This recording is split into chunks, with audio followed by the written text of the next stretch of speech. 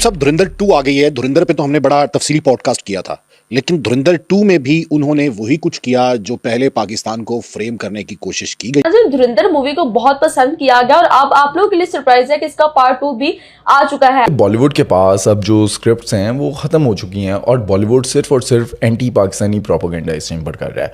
हम देखते हैं आए दिन कोई ना कोई ऐसी मूवी आती है जिसके अंदर दिखाते हैं कि इंडिया का कोई जासूस जो है वो पाकिस्तान में घुसता है, सर्जिकल स्ट्राइक करता है। फिल्म के जरिए भारत ने तस्लीम कर लिया था, हम पहले भी कह चुके हैं कि भारत वाकई अपने एजेंट भेजता है। रॉ के जासूस पाकिस्तान में आते हैं। धुरंधर 1 में भी तस्लीम किया गया, धुरंधर पार्ट 2 में भी तस्लीम किया गया। आपको कैसी लगी धुरंधर? अच्छी है, कमर्शियल फिल्म है। हाँ, कमर्शियल फिल्म ये है कि आपको एंगेज करती है, आप एंजॉय करते हैं, आप एक्शन को एंजॉय करते हैं, आप कैरेक्टर्स को एंजॉय करते हैं। उन्होंने कैरेक्टर्स के नाम बदल के जो धुरंधर मूवी है उसको प्रेस किया, उसको अप्रिशिएट किया और उसकी तारीफ की है किसने? विराट कोहली। आदित्य धर की बहुत तारीफ की जो इस फिल्म के डायरेक्टर हैं। उन्होंने कहा कि बहुत ही ज़बरदस्त और अमेजिंग मूवी जो है वो बनाई है, लेकिन मुझे समझ नहीं आ रहा कि इसके ऊपर पाकिस्तान में पिट्टन लोग क्यों कर रहे हैं कि भाई ये क्या हो गया। इतनी बड़ी कमाई की है, क्या कहेंगे धुरंधर 2 पे? जिस हिसाब से उसने कमाई की है ना, बिल्कुल गलत ही की है, क्योंकि जिस हिसाब से उसने फिल्म बनाया ना, इस हिसाब से लियारी बिल्कुल ही नहीं है। आपकी क्या एज है आपकी? 16। यार आप 16 साल के। वहाँ पे बता दो 16। तशहीरी मुहिम है बीजेपी की, मोदी सरकार की। पार्ट 2 में पहले हिस्से की निस्बत कहीं ज्यादा लोगों को गुमराही दी गई है। धुरंधर 1 की नाकामी का मुंह बोलता सबूत है। सियासी हकायक भी मसख किए गए, बेबुनियाद तरजीहात तौजीहात दी गई। भारत जो है वो पाकिस्तान के खिलाफ मौके की तलाश में रहता है और कोई मौका जाने नहीं देता कि पाकिस्तान के खिलाफ मनफी प्रोपेगेंडा न करे। जो मौजूदा हुक्मरान जमात है वहाँ पे वो अपना बयानिया फैलाने और इसको इलेक्शन कैंपेन के तौर पे इस्तेमाल कर रही है, और आदित्य धर जो हैं वो बहुत बड़े खुशामदी साबित हुए। धुरंधर पार्ट 2 जो आई है उसके ऊपर क्या कहेंगे? इंडिया ने ये 7 नस्लें भी पैदा करे तो कराची की तरह नहीं बन सकते उसमें। वहाँ के जो इंतहा पसंद लोग हैं वो पाकिस्तान मुखालिफ प्रोपेगेंडे पे खुश होते हैं और ये कहते हैं कि हमारा असल लीडर वो है जो पाकिस्तान मुखालिफ है। सबसे बड़ी नाकामी थी जो उसको मुंह की खाना पड़ी इस हालिया जंग में, जो भारत ने पाकिस्तान पे एग्रेशन किया, उसका जवाब पाकिस्तान की अफवाज ने, बिलखुसूस हमारे सिपा सालार जनरल सैयद आसिम मुनीर साहब ने जो जवाब दिया, इनके पास कोई चारा नहीं था। तो वो तो सकाफती यलगार का इन्होंने जवाब उसका धुरंधर 2 बना के दे दिया। एक और सियासी बात, आपने पाकिस्तान के 4 मारूफ अफराद को, शख्सियात को रॉ का एजेंट कहा है। नहीं, धुरंधर 1 में कहा ना, अब भी कहा है, अब भी तरीके से कहा है, अब भी कहा है। सुन ले, बात सुन ले, पूरी बात बताया कि दरअंदाजी करवाता है पाकिस्तान दाऊद इब्राहिम के जरिए और मुख्तलिफ लोगों के जरिए। ये तो ये भी छोड़े, जैसे अजमल कसाब का नहीं पाकिस्तान के ISI पे इल्जाम नहीं लगाया। हाँ बिल्कुल साफ। वो सरप्राइज इसलिए कि कभी कभी ऐसा होता है कि आपका दुश्मन आपको कुछ गंदे हकायक दिखाता है, आपसे मुताल्लिक आपको आईना दिखाता है, और मेरा ख्याल है इस फिल्म के अंदर थोड़ा बहुत ऐसा दिखाया गया है। खासतौर पर जो लश्कर तैयबा वाला सीन है, मैं एक पढ़ा लिखा आदमी हूँ, मैं एक रियलिटी बेस्ड आदमी हूँ, मैं झूठ नहीं बोलता।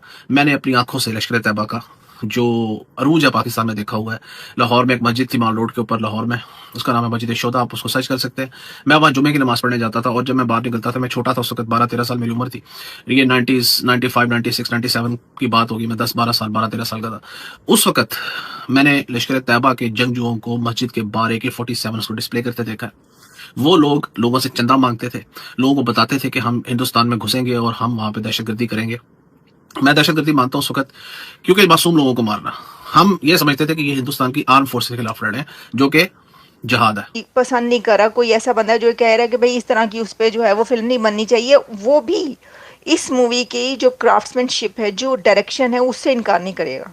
वो कहेगा भाई बनाई बड़ी ज़बरदस्त है, भाई ये बनाई कैसे, ये नहीं समझ आई है। वो अलग बात है कि मुझे तो, बाकी तो आपको पता है इंडिया की मूवी है, इंडिया में बनी है, तो इंडिया के लोग उसको पसंद नहीं करेंगे, वो तारीफ नहीं करेंगे तो कौन करेगा? तो आप पाकिस्तान में बैठकर अगर ये कह रहे हैं कि लो जी ये तो विराट ने भी तारीफ कर दी, लो जी ये तो अनुष्का शर्मा ने भी धुरंधर की तारीफ कर दी, ये तो जानबूझ के ऐसा करें, मेरी तो ये समझ से बाहर बात है। क्योंकि वो नहीं करेंगे तो क्या आप करेंगे? एक ट्रेलर देख लिया ना, सिंदूर लग गया ना माथे पे, जो लगा है अभी सबके माथों पे सिंदूर लग गया ना, जितने भी हिंदुड़े हैं इनके माथे पे सिंदूर लग गया।